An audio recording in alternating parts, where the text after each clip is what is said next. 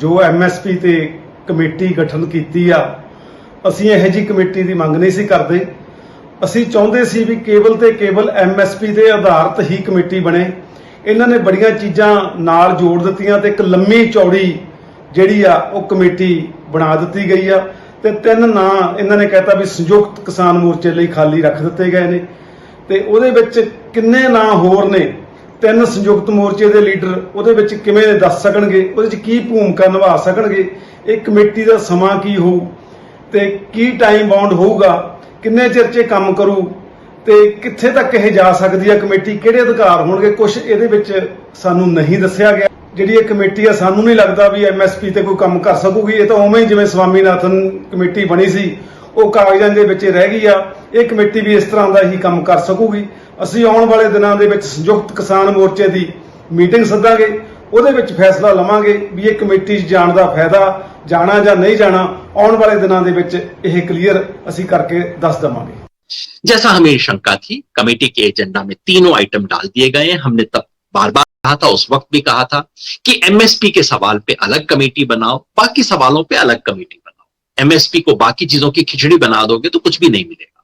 लेकिन वही हुआ, तीनों सवाल इसमें डाले गए हैं। एमएसपी को कैसे एफिशिएंट बनाया जाए, देश में प्राकृतिक खेती कैसे बेहतर की जाए और क्रॉप डाइवर्सिफिकेशन मतलब गेहूं और चावल को छोड़ के दूसरी फसलें कैसे बनाई जाए। 3 बिल्कुल अलग सवाल है। मजे की बात यह है कि इसमें ऑर्गेनिक फार्मिंग के बारे में जो 2 एजेंडा दिए गए हैं इस कमेटी को, उस पे ऑलरेडी गवर्नमेंट ऑफ इंडिया की कमेटी बैठी हुई है। और गवर्नमेंट ऑफ इंडिया की कमेटी, ये जो एजेंडा है इनका कि नेचुरल फार्मिंग के बारे में, कि कृषि विज्ञान केंद्र को कैसे बेहतर बनाया जाए और रिसर्च एंड डेवलपमेंट कैसे की जाए, यूनिवर्सिटी में कोर्सेज कैसे किए जाएं, इस पे तो कमेटी बनी हुई है ऑलरेडी। और तो ये है सरकार की हकीकत। इस नोटिफिकेशन में कहीं नहीं लिखा गया है कि यह कमेटी कितने समय काम करेगी, कितने टाइम के अंदर अपनी रिपोर्ट देगी, रिपोर्ट लागू करना सरकार के लिए कंपलसरी होगा कि नहीं, कोई चर्चा नहीं। ਤਾਂ ਕਿਸਾਨ ਆਗੂਆਂ ਨੇ ਇਸ ਕਮੇਟੀ ਤੇ ਸਵਾਲ ਚੁੱਕੇ ਨੇ ਕਿ ਇਸ ਕਮੇਟੀ ਨੂੰ ਨਾ ਤਾਂ ਸਮਾਬੱਧ ਕੀਤਾ ਗਿਆ ਹੈ, ਨਾ ਹੀ ਇਸ ਦੇ ਵਿੱਚ ਇਹ ਜ਼ਿਕਰ ਕੀਤਾ ਗਿਆ ਹੈ ਕਿ ਕੀ ਐਮਐਸਪੀ ਕਾਨੂੰਨੀ ਗਾਰੰਟੀ ਨੂੰ ਲੈ ਕੇ ਕਮੇਟੀ ਹੈ, ਐਮਐਸਪੀ ਹੋਰ ਇਫੈਕਟਿਵ ਕਿਵੇਂ ਬਣਾਇਆ ਜਾਵੇ, ਇਸ ਤੇ ਚਰਚਾ ਹੋਏਗੀ ਇਸ ਕਮੇਟੀ ਦੇ ਵਿੱਚ ਜਾਂ ਇਸ ਨੂੰ ਲੈ ਕੇ ਸੁਝਾਅ ਦੇਗੀ। ਕੀ ਇਹ ਸੁਝਾਅ ਮੰਨਣੇ ਕੰਪਲਸਰੀ ਹੋਣਗੇ ਸਰਕਾਰ ਦੇ ਲਈ, ਇਹ ਵੀ ਇਸ ਦੇ ਵਿੱਚ ਕੋਈ ਜ਼ਿਕਰ ਨਹੀਂ ਹੈ। ਮਨਜੀਤ ਸਿੰਘ ਧਨੇਰ ਜੁੜੇ ਨੇ ਸਾਡੇ ਨਾਲ BKU ਡਕੌਂਦਾ ਤੋਂ। ਧਨੇਰ ਜੀ, ਸਵਾਗਤ ਹੈ ਨਿਊਜ਼ 18 ਪੰਜਾਬ ਤੇ। बहुत बहुत स्वागत जी, ਤੁਹਾਡਾ ਵੀ ਬਹੁਤ ਚੈਨਲ ਬਹੁਤ ਬਹੁਤ ਸਵਾਗਤ ਜੀ।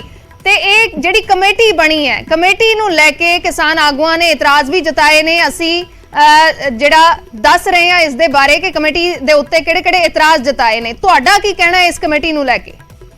ਦੇਖੋ, ਮੈਨੂੰ ਵੀ ਉਹਨਾਂ 'ਚ ਜਮ੍ਹਾਂ ਕਰ ਲਓ ਜਿਨ੍ਹਾਂ ਨੇ ਇਤਰਾਜ਼ ਜਤਾਏ ਨੇ। ਸਾਡਾ ਵੀ ਇਤਰਾਜ਼ ਹੈ ਇਹਦੇ ਵਿੱਚ, ਕਿਉਂਕਿ ਇਹ ਇੱਕ ਫਾਰਮੈਲਿਟੀ ਕੀਤੀ ਗਈ ਆ। ਜਿਨ੍ਹਾਂ ਲੋਕਾਂ ਨੇ 3 ਕਾਲੇ ਕਾਨੂੰਨ ਲਿਖੇ ਸੀ, ਜਿਨ੍ਹਾਂ ਨੇ ਉਹਨਾਂ ਦੀ ਧੁਰ ਤੱਕ ਮਤਲਬ ਰਾਖੀ ਕੀਤੀ ਆ ਵੀ ਇਹ ਰੱਦ ਨਾ ਹੋਣ, ਉਹੀ ਲੋਕ ਸਾਰੇ ਇਸ ਕਮੇਟੀ ਦੇ ਵਿੱਚ ਛਾਏ ਹੋਏ ਨੇ। ਇਸ ਕਮੇਟੀ ਦੇ ਵਿੱਚੋਂ ਸਾਨੂੰ ਭੋਰਾ ਵੀ ਆਸ ਨਹੀਂ ਵੀ ਐਮਐਸਪੀ ਦੀ, ਮਤਲਬ ਐਮਐਸਪੀ ਦਾ ਤਾਂ ਨਾਂ ਤੱਕ ਵੀ ਨਹੀਂ ਦਿੱਤਾ ਗਿਆ ਵੀ ਇਹ ਕਮੇਟੀ ਨੇ ਐਮਐਸਪੀ ਖਾਤਰ ਕੋਈ ਕੰਮ ਕਰਨਾ ਹੈ। ਸਿਰਫ ਤੇ ਸਿਰਫ ਕਮੇਟੀ ਕਰਕੇ ਕਮੇਟੀ ਬਣਾਤੀ। ਇਹਦੇ ਚੋਂ ਸਾਨੂੰ ਮਤਲਬ ਕੋਈ ਭੋਰਾ ਆਸ ਨਹੀਂ। ਅਸੀਂ ਜਿਹੜੀ ਐਮਐਸਪੀ ਦੀ ਲੜਾਈ ਆ ਉਹ ਸੰਘਰਸ਼ਾਂ ਦੇ ਰਾਹੀਂ ਫੇਰ ਜਿੱਤਾਂਗੇ, ਸਰਕਾਰ ਨੂੰ ਮਜਬੂਰ ਕਰਕੇ। ਮੈਨੂੰ ਲੱਗਦਾ ਸਾਡਾ ਸੰਯੁਕਤ ਮੋਰਚਾ ਇਸ ਕਮੇਟੀ ਦੇ ਵਿੱਚ ਨਹੀਂ ਜਾਊਗਾ ਜੀ। ਸਾਡੇ ਨਾਲ ਥੋੜੀ ਦੇਰ ਪਹਿਲਾਂ ਬੀਜੇਪੀ ਆਗੂ ਜੁੜੇ ਹੋਏ ਸੀ, ਸੁਰਜੀਤ ਜਿਆਣੀ। ਉਹਨਾਂ ਦਾ ਕਹਿਣਾ ਸੀ ਕਿ ਇੱਕ ਵਾਰ ਕਮੇਟੀ ਦੇ ਵਿੱਚ ਪਾਓ ਤਾਂ ਸਹੀ। ਕਿਸਾਨ ਆਗੂ ਜਿਹੜੇ ਇਤਰਾਜ਼ ਵੀ ਜਤਾ ਰਹੇ ਨੇ, ਉਹ ਇੱਕ ਵਾਰ ਆਪਣੇ ਇਸ ਕਮੇਟੀ ਦੇ ਵਿੱਚ ਜਾਣ, ਉੱਥੇ ਕੋਈ ਇਤਰਾਜ਼ ਹੈ ਜਾਂ ਉਸ ਦੀ ਰਿਪੋਰਟ ਤੇ ਇਤਰਾਜ਼ ਹੈ ਉਹ ਫਿਰ ਬਾਅਦ ਦੇ ਵਿੱਚ ਰੱਖਣ, ਗੱਲ ਤਾਂ ਕਰਨ। ਉੱਥੇ ਇਤਰਾਜ਼ ਰੱਖਿਆ ਦਾ ਤਾਂ ਫੇਰ ਫਾਇਦਾ ਹੋਊ ਨਾ, ਜੇ ਇਤਰਾਜ਼ ਮੰਨੇ ਜਾਣੇ ਹੁਣ। ਉਹ ਤਾਂ ਬਹੁਤ ਸੰਮਤੀ ਉਹਨਾਂ ਦੀ ਆ। ਅਸੀਂ ਤਾਂ ਆਟੇ 'ਚ ਨੂਣ ਵੀ ਨਹੀਂ ਹੋਣੇ ਉੱਥੇ ਲੋਕ ਹੀ ਹੋ ਗਏ। ਅਸੀਂ ਪਹਿਲਾਂ ਇਹਨਾਂ ਤੋਂ ਮੰਗਿਆ ਸੀ ਵੀ ਸਾਨੂੰ ਦੱਸੋ ਕਮੇਟੀ ਦੀ ਬਣਤਰ ਕੀ ਆ, ਉਹਦਾ ਕੋਈ ਇਹਨਾਂ ਨੇ ਭੇਜੀ ਨਹੀਂ ਹੁਣ ਤੱਕ।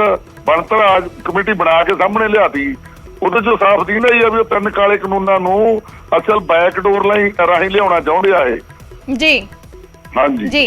ਤੇ ਸੁਰਜੀਤ ਜਿਆਣੀ ਇਹ ਵੀ ਕਹਿ ਰਹੇ ਸੀ ਕਿ ਕਿਸਾਨਾਂ ਤੋਂ ਵਾਰ-ਵਾਰ ਮੰਗ ਕੀਤੀ ਗਈ ਸੰਯੁਕਤ ਕਿਸਾਨ ਮੋਰਚੇ ਤੋਂ ਕਿ ਆਪਣੇ 5 ਮੈਂਬਰ ਦੇ ਦਿਓ, ਲੇਕਿਨ ਉਹ ਮੈਂਬਰ ਨਹੀਂ ਦਿੱਤੇ ਗਏ। ਅਸੀਂ ਮੈਂਬਰ ਦੇਣ ਤੋਂ ਪਹਿਲਾਂ ਹੀ ਮੰਗੀ ਸੀ ਵੀ ਜਿਹੜਾ ਤੁਹਾਡਾ ਖਰੜਾ ਉਹ ਕੀ ਕਹਿੰਦਾ ਉਹ ਖਰੜਾ ਦਿਓ। ਇਹਨਾਂ ਨੇ ਖਰੜਾ ਨਹੀਂ ਦਿੱਤਾ ਜੀ। ਅਸੀਂ ਫੇਰ ਹੀ ਮੈਂਬਰ ਦਿੰਦੇ ਨਾ ਖਰੜਾ ਪੜ੍ਹ ਕੇ। ਖਰੜੇ ਦੇ ਵਿੱਚ ਆਹ ਕੁਛ ਸੀ, ਇਹਨਾਂ ਨੂੰ ਪਤਾ ਸੀ ਜੀ। ਤਾਂ ਤੁਹਾਡਾ ਕਹਿਣਾ ਇਹ ਹੈ ਕਿ ਸੰਯੁਕਤ ਕਿਸਾਨ ਮੋਰਚੇ ਦੇ ਆਗੂ ਇਸ ਕਮੇਟੀ 'ਚ ਸ਼ਾਮਲ ਨਹੀਂ ਹੋਣਗੇ? ਹਾਂ, ਮੈਨੂੰ ਲੱਗਦਾ ਉਹ ਤਾਂ ਮੈਂ ਹੁਣ ਕੱਲਾ ਇਸ ਗੱਲ ਤੇ, ਪਰ ਜੋ ਉਹਦੇ ਵਿੱਚ ਆਇਆ ਸੰਯੁਕਤ ਕਿਸਾਨ ਮੋਰਚੇ ਦੇ ਪੱਖ ਦਾ ਹੈ ਨਹੀਂ ਕੁਝ ਵੀ। ਐਵੇਂ ਮਤਲਬ ਟਾਈਮ ਖਰਾਬ ਕਰਨ ਵਾਲੀ ਗੱਲ ਹੈ ਇਹਦੇ ਵਿੱਚ ਜਾ ਕੇ। ਤੇ ਅਸੀਂ ਉਹ ਪਹਿਲ ਸੰਘਰਸ਼ਾਂ ਨੂੰ ਦੇਵਾਂਗੇ। ਸੰਯੁਕਤ ਮੋਰਚਾ ਫੇਰ ਸੰਯੁਕਤ ਹੋ ਕੇ ਕੱਲ ਅਸੀਂ ਬਰਨਾਲੇ ਦੀ ਧਰਤੀ ਤੋਂ ਉਹਦੀ ਸ਼ੁਰੂਆਤ ਕਰਤੀ। ਬਰਨਾਲੇ ਦੀ ਧਰਤੀ ਨੇ ਪਹਿਲਾਂ ਸੰਗਰਾਮਾਂ ਨੂੰ ਜਨਮ ਦਿੱਤਾ ਸੀ।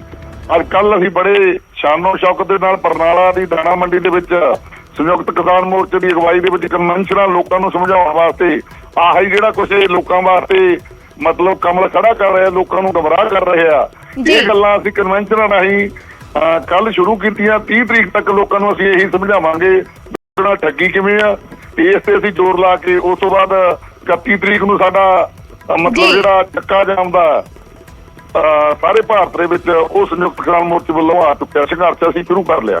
ਮਨਜੀਤ ਧਨੇਰ ਜੀ ਜੁੜੇ ਰਹਿਣਾ। ਸਾਡੇ ਨਾਲ ਕਮੇਟੀ ਦੇ ਮੈਂਬਰ ਜੁੜੇ ਨੇ ਗੁਣੀ ਪ੍ਰਕਾਸ਼ ਜੀ, ਜਿਨ੍ਹਾਂ ਨੂੰ ਕਿਸਾਨ ਆਗੂ ਦੇ ਤੌਰ ਤੇ ਇਸ कमेटी ਦੇ ਵਿੱਚ शामिल किया गया। गुणी प्रकाश जी, स्वागत है न्यूज़ 18 पंजाब पे आपका। कमेटी को लेकर एतराज जताए गए हैं। संयुक्त किसान मोर्चा के जो नेता हैं वो भी एतराज कर रहे हैं। हमारे साथ मनजीत धनेर जुड़े हुए हैं BKU डकौंदा से, उन्होंने भी एतराज जताया है। आम आदमी पार्टी ने भी इस कमेटी का विरोध किया है, क्या कुछ कहना चाहेंगे? आम आदमी पार्टी भी यही कह रही है कि सत्ता पक्ष के लोग इसमें शामिल किए गए हैं। नहीं, इसमें सत्ता पक्ष के में हम लगभग 1978 से भूपेंद्र सिंह मान फाउंडर है भारतीय किसान यूनियन के, और 1987 से मैं जुड़ा हुआ हूँ जी। 2 बार में आंदोलन में गोलियां खा चुके हैं। तो हमारे को किसान पक्ष के लिए हमारे को बुलाया है कमेटी में।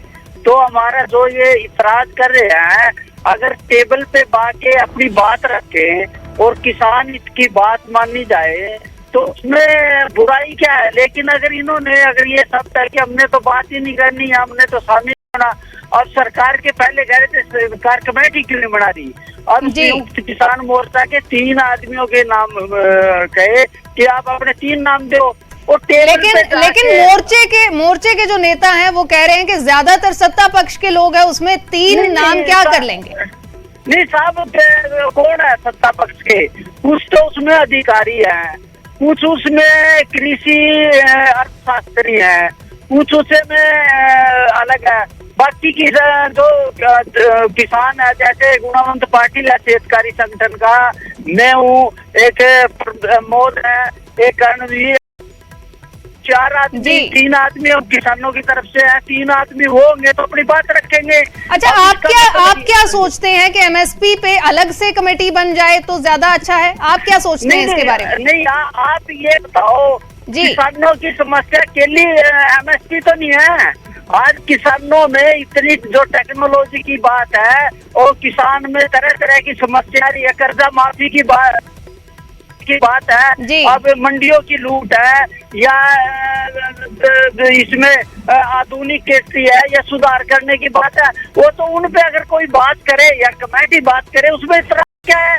आप अकेला MSP को कह रहे तो MSP पर आप अपनी बात रखें और उसके ऊपर सरकार भी और हम भी बैठ के उस पर चर्चा करें, इसमें क्या इतराज है? पहले ये जी चलो जवाब ले लेते हैं। मनजीत ਧਨੇਰ ਸਾਡੇ ਨਾਲ ਜੁੜੇ ਹੋਏ ਨੇ। ਮਨਜੀਤ ਜੀ, ਕੀ ਕੁਝ ਕਹਿਣਾ ਚਾਹੋਗੇ? ਤੁਸੀਂ ਗੱਲਬਾਤ ਸੁਣੀ, ਗੁਣੀ ਪ੍ਰਕਾਸ਼ ਮੈਂਬਰ ਵੀ ਨੇ ਕਮੇਟੀ ਦੇ, ਉਹ ਕਹਿੰਦੇ ਨੇ ਇਤਰਾਜ਼ ਕੀ ਹੈ ਗੱਲਬਾਤ ਕਰਨ ਦੇ ਵਿੱਚ, ਚਰਚਾ ਸਾਰੇ ਮੁੱਦਿਆਂ ਤੇ ਹੋਣੀ ਚਾਹੀਦੀ ਹੈ, ਸਿਰਫ MSP ਤਾਂ ਮੁੱਦਾ ਨਹੀਂ ਹੈ। ਇਹ ਹੈ ਜੀ, ਮਤਲਬ ਜਿਹੜੀ ਖੇਤੀਬਾੜੀ ਵਾਲੀ ਗੱਲ ਹੈ, ਇਹ ਮਤਲਬ ਹੁਣ ਇਹਨੂੰ ਖੰਡਾ ਰਹੇ ਆ ਮਸਲੇ ਨੂੰ। ਅਸੀਂ MSP ਤੇ ਕਮੇਟੀ ਬਣਾਉਣ ਦੀ ਗੱਲ ਕੀਤੀ ਸੀ ਜੀ। MSP ਤੇ ਕਮੇਟੀ ਬਣਾਉਣ, ਉਹਦੇ ਚ ਇਸ ਦੇ ਵਿੱਚ ਜਿਹੜੇ ਨੇ ਸ਼ਾਮਲ ਕੀਤਾ ਭੁਪਿੰਦਰ ਮਾਨ ਕੀਤੇ, ਅਸੀਂ ਪਹਿਲੇ ਰਿਜੈਕਟ ਕਰ ਚੁੱਕੇ। ਉਹਦੇ ਆਗੂ ਨੇ ਉਹਦੇ ਆਗੂ ਇਹਦੇ ਵਿੱਚ ਲਿਆਂਦੇ ਨੇ, ਜਿਹੜਾ ਨੇ ਡਰਾਫਟ ਤਿਆਰ ਕੀਤਾ ਸੀ 3 ਕਾਲੇ ਕਾਨੂੰਨਾਂ ਦਾ, ਤੇ ਅਖੀਰ ਤੱਕ ਉਹਦੀ ਮਤਲਬ ਜਿਹੜੀ ਵਕਾਲਤ ਕੀਤੀ ਹੈ, ਉਹ ਸਭ ਲੋਕ ਇਹਦੇ ਵਿੱਚ ਨੇ। ਇਹ ਟੇਢੇ ਢੰਗ ਨਾਲ ਲਿਆ ਕੇ ਸਾਡੇ ਤੇ ਫੇਰ ਉਹ ਕਾਲੇ ਕਾਨੂੰਨ ਬਣਨਗੇ। ਅਸੀਂ MSP ਤੇ ਕਮੇਟੀ ਬਣਾਉਣ ਦੀ ਗੱਲ ਕੀਤੀ है, MSP ਤੇ ਕਮੇਟੀ ਬਣਨੀ चाहिए जी। गुणी प्रकाश जी क्या कहेंगे? जो लोग वकालत कर रहे थे, जिन लोगों ने 3 कृषि कानून जिन्होंने बनाए या जिन्होंने जो लेके आए वही शामिल किए हैं जी। नहीं, मेरा ये कहना है कि अभी हाल में हमारी सरसों जो फसल आई है वो MSP से भी 1,500 से ज्यादा बिकी, सूरजमुखी भी की। अगर बाजार में कोई फसल अगर अब जैसे गेहूं की है, अंतर्राष्ट्रीय स्तर पे गेहूं की मांग है और यहाँ जो MSP से ज्यादा वहाँ 4000 तक, पाकिस्तान में 5000 बिक्री, तो बाजार में अगर किसान को लिबर्टी मिलेगी, आजादी मिलेगी, उसमें एतराज क्या है? रहेगी MSP की बात। MSP जब तय की गई थी वो उपभोक्ता के हित में की गई थी। आज भी उसका जो फार्मूला है वो उपभोक्ता के हित में है। हम कहें कि उसमें बैठ के चर्चा करें किसान उपज की कीमत कैसे तय हो, उसकी कैसे बिक्री जाए, मंडी का जो लूट है या मंडी तंत्र है उसमें कैसे सुधार किया जाए। अगर उस सुधार के लिए ये क्योंकि इन्होंने तो एक ही बात है कि हमने तो विरोध करना, हर बात का हमने विरोध करना। अगर आप कमेटी में बैठ के अपना तर्क रखेंगे, अपनी बात रखेंगे, उसमें होगा तो सरकार भी और कमेटी भी मांग के उसमें सर्वसम्मति होगी। हम शुरू में कहना कि तो 3 कृषि कानून, हमने तो डनकर का प्रस्ताव किया, हमने तो WTO का प्रस्ताव किया, तो आपने विरोध किया। तो ये विचारधारा है, कोई अम्बाउट थोड़ी है, कोई फतवा थोड़ी है कि आप फतवा जारी कर दोगे आपकी सारे बात मानेंगे। आप टेबल पे जाके अपनी बात रखो ना, उसमें अपने दम रखो ताकि आपकी बात मानी जाए। हम भी अपनी बात रखेंगे, उसमें जो सर्वसम्मति से फैसला होगा उसमें इतराज क्या है साहब? ਮਨਜੀਤ ਧਨੇਰ ਜੀ ਕੀ ਕਹਿਣਾ ਚਾਹੋਗੇ? ਟੇਬਲ ਤੇ ਕਹਿ ਰਹੇ ਨੇ ਗੱਲ ਤਾਂ ਰੱਖੋ, ਤਰਕ ਰੱਖੋ ਆਪਣਾ ਟੇਬਲ ਦੇ ਉੱਤੇ, ਸਿਰਫ ਵਿਰੋਧ ਕਰਨ ਦੇ ਲਈ ਵਿਰੋਧ ਨਾ ਕਰੋ, ਇਹ ਕਹਿ ਰਹੇ ਨੇ ਗੁਣੀ ਪ੍ਰਕਾਸ਼। ਨਹੀਂ ਮੈਡਮ, ਇਹ ਵਿਰੋਧ ਕਰਨ ਲਈ ਵਿਰੋਧ ਤਾਂ ਕਰਦੇ ਆ ਕਿਉਂਕਿ ਸਾਨੂੰ ਇਸ ਗੱਲ ਦਾ ਗਿਆਨ ਹੈ ਵੀ ਅੱਜ ਤੋਂ 80 ਸਾਲ ਪਹਿਲਾਂ ਜਿਹੜੀ ਭਾਰਤ ਦੀ ਕਰੰਸੀ ਸੀ ਉਹ ਇੰਗਲੈਂਡ ਦੇ ਵਿੱਚ ਜਾ ਕੇ 12 ਰੁਪਏ ਬਣਦੇ ਸੀ ਰੁਪਏ ਦੇ। ਅੱਜ ਇੰਗਲੈਂਡ ਦੀ ਜਿਹੜੀ ਮਤਲਬ ਹੈਗੀ ਰੁਪਈਆ ਉਹ ਸਾਡੇ 80 ਰੁਪਈਆਂ 'ਚ ਚੱਲਦਾ ਹੈ ਜਾਂ 90 ਰੁਪਈਆਂ 'ਚ ਚੱਲਦਾ। ਅਸੀਂ ਇਸ ਕਰਕੇ ਕਹਿੰਦੇ ਹਾਂ ਵੀ ਹੁਣ ਤੱਕ ਜਿਹੜੇ ਰਾਜਗੱਦੀ ਤੇ ਆਏ ਆ ਉਹਨਾਂ ਨੇ ਹਿੰਦੁਸਤਾਨ ਨੂੰ ਵੇਚਿਆ। ਇਹਨਾਂ ਦੀਆਂ ਪਾਲਿਸੀਆਂ ਵਿਦੇਸ਼ੀ ਕੰਪਨੀਆਂ ਨੂੰ ਲੁੱਟ ਕਰਾਉਣ ਦੀਆਂ ਨੇ। ਅਸੀਂ ਵਿਰੋਧ ਤਾਂ ਕਰਦੇ ਹਾਂ, ਅਸੀਂ ਪਾਗਲ ਨਹੀਂ ਵੀ ਵਿਰੋਧ ਕਰਦੇ, ਅਮਲ ਦੇ ਵਿੱਚ ਦਿੰਦਾ। ਅੱਜ ਉਹੀ ਅਮਰੀਕਾ ਇੰਗਲੈਂਡ ਦਾ ਜਿਹੜਾ ਪਾਉਂਡ ਆ ਉਹ ਆ ਕੇ ਤੇ 80 ਰੁਪਈਆਂ 'ਚ ਵਗਦਾ। ਅੱਜ ਤੋਂ 80 ਸਾਲ ਪਹਿਲਾਂ ਭਾਰਤ ਦਾ ਜਿਹੜਾ 1 ਰੁਪਈਆ ਸੀ ਉਧਰ 12 ਰੁਪਈਆ ਚੱਲਦਾ ਸੀ। ਅਸੀਂ ਤਾਂ ਵਿਰੋਧ ਕਰਦੇ ਹਾਂ ਜੀ। जी गुणी प्रकाश जी, आखिरी रिएक्शन आपसे, क्या कुछ कहना चाहेंगे? आपने कहा विरोध के लिए विरोध ना करो, उन्होंने कहा कि हम विरोध, उन्होंने अपना तर्क दिया। आपने कहा कि ये आजादी किसान के पास हो कि अगर उसे ज्यादा कीमत मिल सकती है, उसको बाजार में वो आजादी मिले। यही आजादी की बात जो कृषि कानून थे उनमें भी की गई थी, क्या आप उनका समर्थन करते हैं? नहीं, ये तो आजादी की बात कह रहे हैं, विदेशी भाव लग रहे देख रहे हैं। आप ये बताओ पंजाब के सारे नौजवान जाके अमेरिका क्यों जा रहे हैं, कनाडा क्यों जा रहे हैं, यूरोप कंट्रियों में क्यों जा रहे हैं? वहाँ इसलिए जा रहे हैं कि उनको रोजगार मिल गया। और यहाँ अगर पूरे की कंपनियों को हटा दिया जाए तो ये बांग्लादेश और श्रीलंका बन जाएगा। अब आप देश में तरक्की करना चाहिए, बड़े बड़े हाईवे बने हैं। अब सरकार को ये जिसके विकास के लिए आज तो भारत भी एक अपनी शक्ति है। आज ये किसी के गुलाम थोड़ा है। हम अपनी बात नहीं, किसान की लिबर्टी की बात है।